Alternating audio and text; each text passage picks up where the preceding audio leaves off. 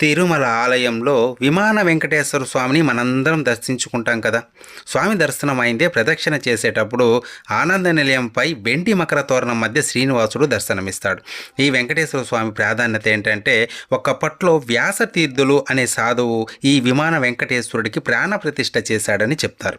అప్పట్లో ఆలయం ఉదయం తెరిచి సాయంత్రానికే మూసేసేవారు కదా.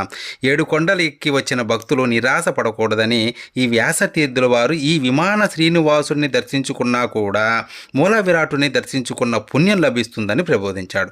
వ్యాసరాయల వారు కూడా ఈ విమాన వెంకటేశ్వరుని నిత్యం పూజించి ముక్తిని పొందాడని చెప్తారు.